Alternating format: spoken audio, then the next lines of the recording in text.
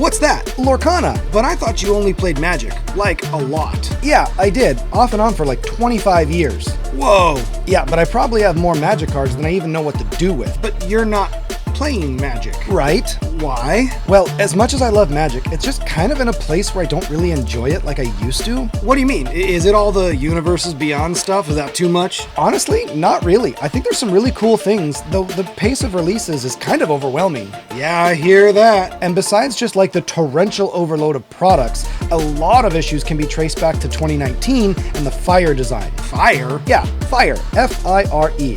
Fun, inviting, replayable, exciting. Yeah, but that sounds awesome. It wasn't. It wasn't? It wasn't.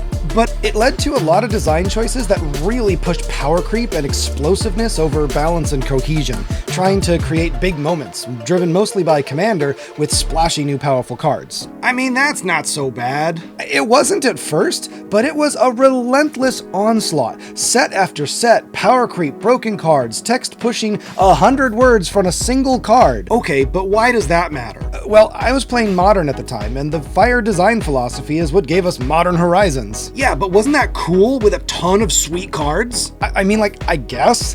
A set specifically designed to bypass Standard should have been a giant red flag that things would go nuts. How so? It fundamentally changed Magic's biggest, most popular, slow-to-evolve, non-rotating format. Huh.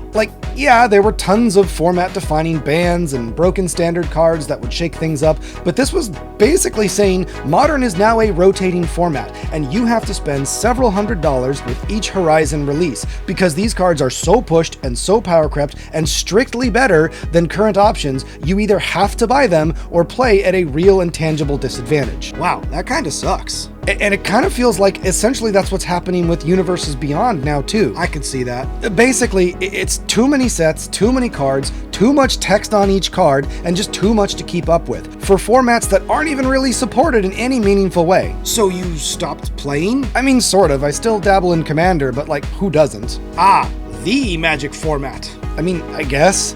Most of my decks haven't really been touched or changed in years, but I still have fun the few times I do play, and getting the itch to play new decks, I realize I don't even play the ones I have. So what do you do now? Oh, Lorcana.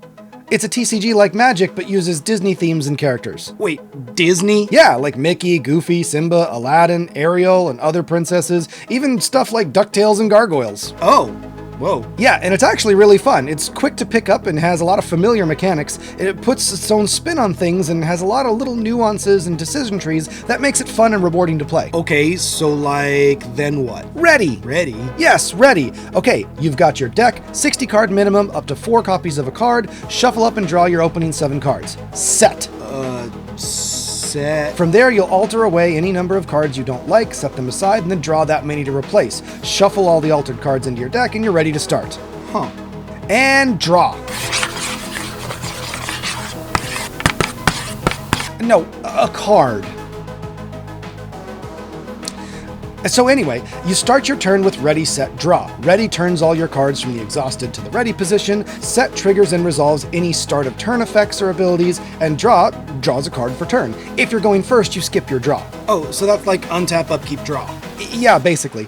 The turn structure, though, is entirely different. It's completely open-ended, and you can take any game actions in any order during your turn. Wait, so there's no dedicated main phase or combat phases? Nope. And the lack of turn structure means that you can sequence how you play things in challenge in order to maximize effects and outcomes. Cool! Yeah. Okay, but how do you play a card? Well, every single card has a cost in the top corner. That cost is how much ink you need to exert in order to play it. Some cards, like songs, can get around their cost by being sung by characters for free. That's cool. But how do I get ink? Is it like lands? Well, ink is the resource you use to play cards and pay costs. You get ink by revealing an inkable card and then putting it face down in front of you. Cards with a little gold leaf circle around their cost can be played as ink, normally once per turn, and their little empty hexagon cannot be played as ink, usually referred to as inkable or uninkable. Ink is used to pay costs by turning them sideways, called exhausting. Like tapping. Yes, exactly like tapping. And abilities? Yeah, abilities are things that cards can do once they're in play, usually requiring some cost of their own, like either exhausting themselves or sometimes paying some additional amount of ink. Okay, cool, but what's challenging? Well, challenging are when two characters are... Characters? Oh, okay, characters are the main bodies in the game, kind of like creatures. They're called characters and are glimmers of popular Disney characters. They have stat lines that care about challenging, as well as these little symbols here that help you quest. Quest? Hey, we're still on challenging. We'll come back to that in a minute. Oh, okay. Anyway, those numbers on the side are its strength and willpower. When you challenge another character, they deal damage to each other based on their strength, and if they take more damage than their willpower, they're banished to your discard. Okay, but how do you challenge? Your characters only challenge other characters, and only if they're exerted, you don't actually attack the other opponent directly. Wait, but then how do you... We'll get there, hold on. Anyway, think of challenging more as controlling the board and clearing threats rather than a means to win. Oh, gotcha. But then how do you win? Questing. Questing? Yes, most characters have these pointy little snarfblats that say how much lore it can gain. Lore? During your turn, you can choose to send your character on a quest to gather lore. Oh, like Lorcana. Anyway, those symbols tell you how much lore they can gain when they go on a quest. To quest, you just exert the character by turning it sideways, and your main goal is to get to 20 lore. 20 is a weirdly specific number. Yes! Your goal is to get to 20, but every time you quest, you leave your characters vulnerable to be challenged back. Because they're exerted? Because they're exerted. Oh, right. That's an interesting trade-off. Right? Can I challenge or quest right away? In most cases, no. Glimmers of characters are thematically crafted from this magic ink, and once they come out, their ink is still not considered dry. They aren't considered dry until they begin their next turn. Oh, like summoning sickness.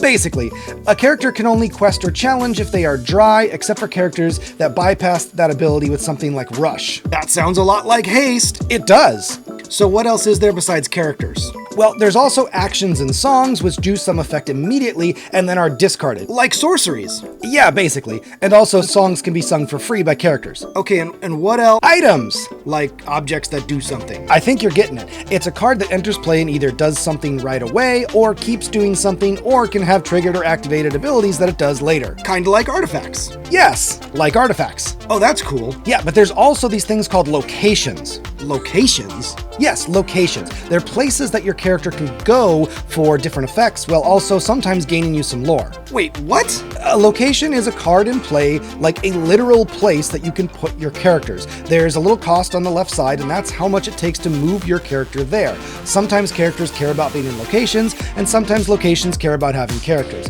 Locations can also be directly challenged, but deal no damage back, and they can take as much damage as their willpower printed on the right until they're banished. Also, if they have those little pips on them, they'll gain as much lore each turn on your ready phase as the number of pips there. Okay, so if I understand this, your goal is to get to 20 lore. Yeah. And you can get there by questing your characters. Yeah. But your characters can be challenged if they quest. Uh-huh. And I can play actions or songs for other effects when I pay the costs. Absolutely. And locations can gain me lore too, or give me other effects? Yep. Sometimes even when a character isn't even there. All right, I'm sold. Where do I start? Well, you'll need cards, and they have starter decks that are great for learning or playing at home, but they aren't very powerful or competitive. Okay. They're honestly a good place to start if you have nothing, but you'll need to branch out to anything else if you want to play some actual events. Cards are also sold in booster packs for each set, with the chances of opening special versions of cards, but it's usually way more expensive if you're just looking to hop in and play a deck. Ah, I got you. Buying singles is always your best bet, usually from trusted sources or storefronts like TCG Player, eBay, or local group listings from Facebook, or sometimes your local game store will have a selection of cards. Luckily, outside of some new set, competitive, high-rarity cards, most cards are pretty cheap. Okay, but how do I know what to build? There are tons of resources out there. Here on YouTube, there's tons of people that talk about deck lists and tournament results and all sorts of things like that, but you can also see deck lists posted on Ink Decks, or you can build your own stuff on Dreamborn. We'll have links down below. Okay, this sounds cool. Where can I play?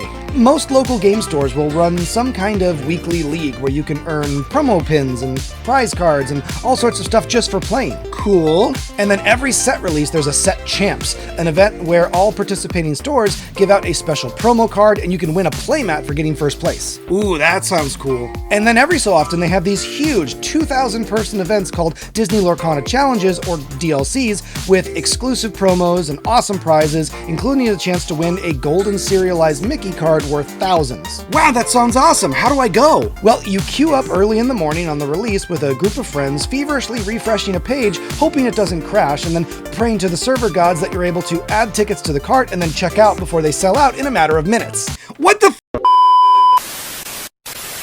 Hey, thanks for sticking around to the end. If you're new here or otherwise coming from Magic, welcome! I know there's a lot of options for people out there these days, so thank you for clicking on this. I post weekly Lorcana gameplay videos, as well as weird rules interactions and other video projects when I have time. If that sounds like your thing, be sure to check those out here, and if you want to see more, please consider clicking the subscribe button, and I will see you next time.